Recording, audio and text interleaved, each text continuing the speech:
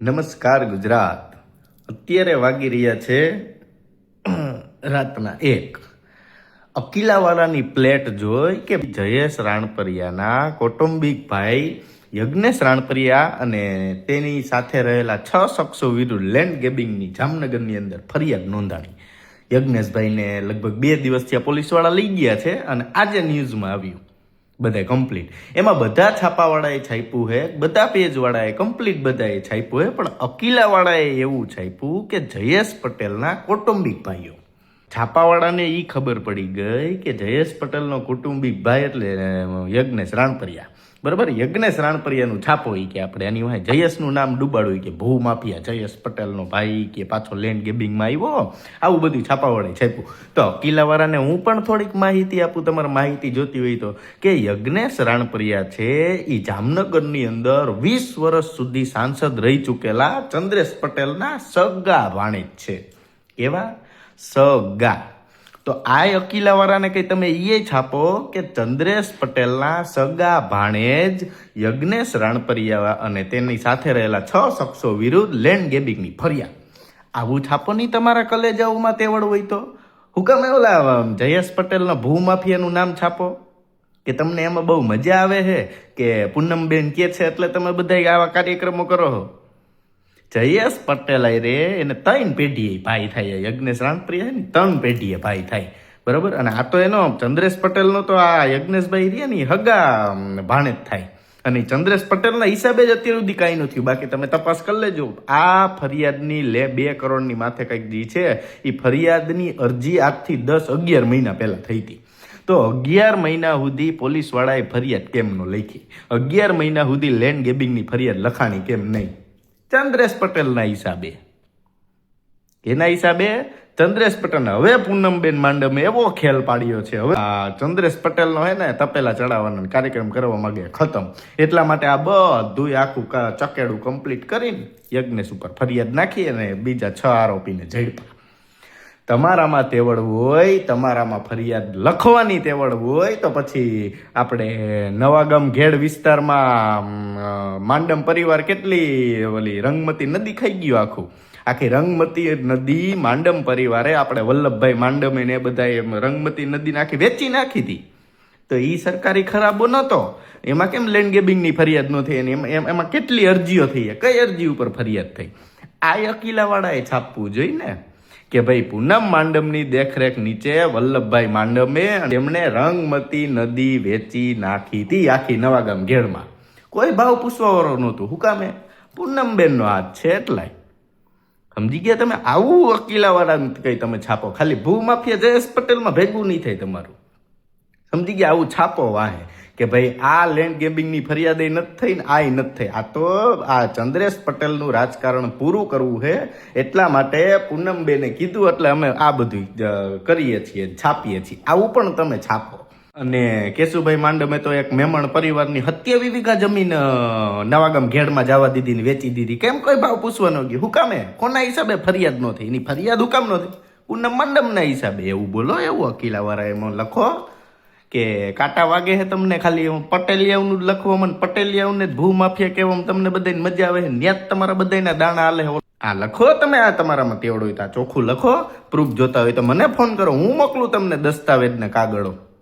અમે social media વાળા બોલી શકતા હોય પ્રૂફ સાથે, તો પેપર વાળાને લખવામાં હું વાંધો? મને એ નથી સમજાતું. લખો ચંદ્રેશ પટેલ એમ નામ લખો કે ચંદ્રેશ પટેલ રતિલાલ રાણપરિયાને શું થાય લખો તમે એમાં.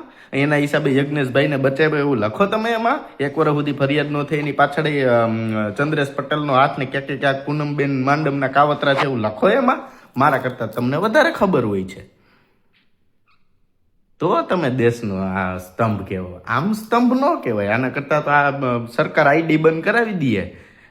હવે ખબર પડી અમારા આઈડી હુકામ બંધ થાય ને તમારી ચેનલ હુકામ ચાલુ રહે, એટલે ચાલુ રહીએ. નકર તો અમારી પહેલા તમે ઘીરે વૈયા ગયા હોય પોટલા બાંધી.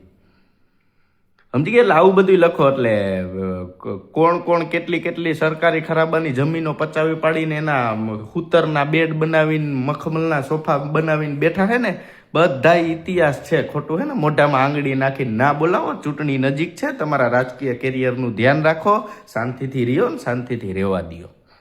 સમજી ગયા? ખાલી ખોટું ભૂમાફિયા બોલવાની તેવડ હોય ને સાબિત કરવાની તેવડ હોય તો પહેલા સાબિત કરો કે જયેશ પટેલ ભૂમાફિયા એમ. અને અમે કેટલા ભૂમાફિયા એ તમારે સાબિત કરીને જનતાની સામે 2 બટન ખોલી નાખી આમ એવું તો ને રામ ભગવાન ને હનુમાને એમ બતાવો તો બધાને ખબર પડે. એમને તમને ખબર ના પડે. સમજી ગયા? એટલે છાપાવાળા હે ને દલાલી કરવાનું બંધ કરીએ ને જામનગરની અંદર ને ગોંડલની અંદર ને રાજકોટની અંદર જે છાપવાનું હોય ને એ છાપો. મારું દીકરું સમજાણું નહીં. જો હું તમને વાત કરી દઉં. બધાય મને ફોન આવ્યો, મને કે બની ભાઈ ઢોલરિયા તો રિપીટ થયો એ કે ટેમ્પો ડ્રાઈવર કે આમાં કેમ આમ થયું?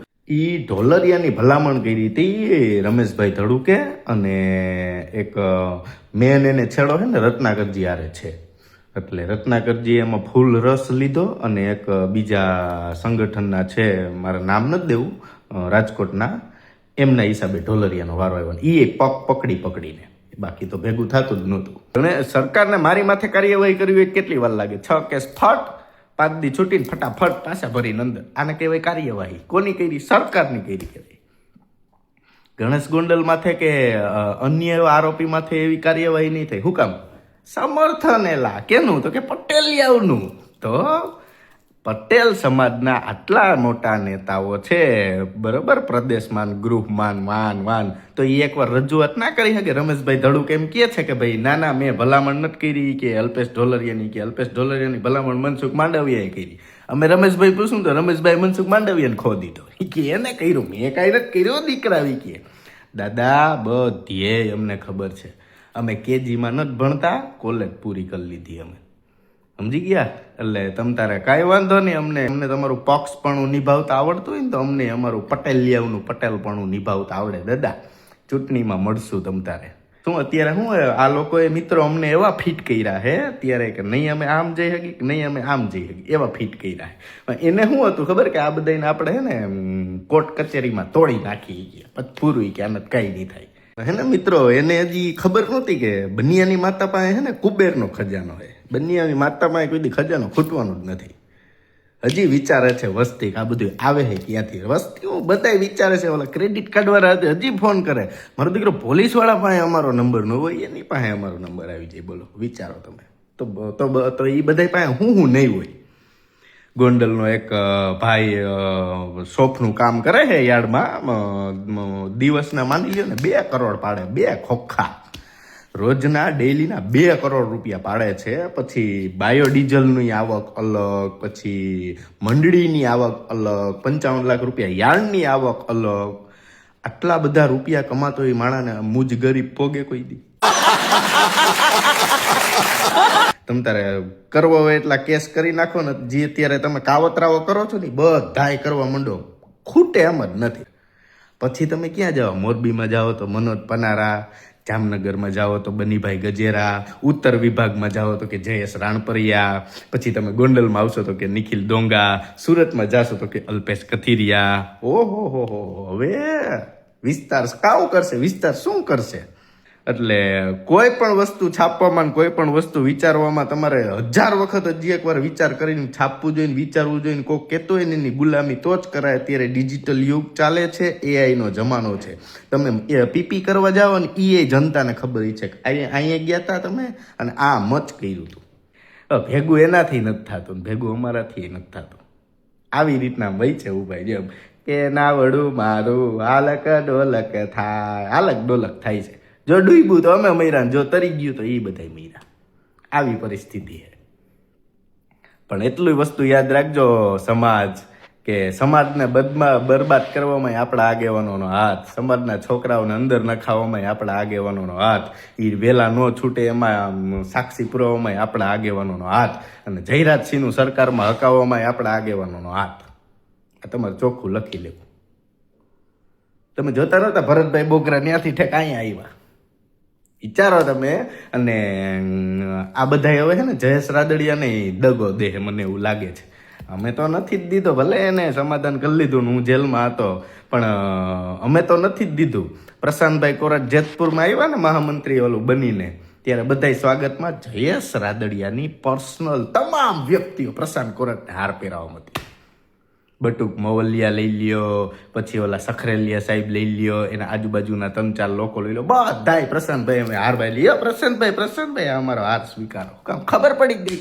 હવે તો બધું કે પ્રશાંતભાઈના હાથમાં આવી ગયું, કે જયેશભાઈ પાસે કાંઈ નથી, કે હાલો જલ્દી પાર્ટી બદલો. શરમ આવી જોઈએ, શરમ.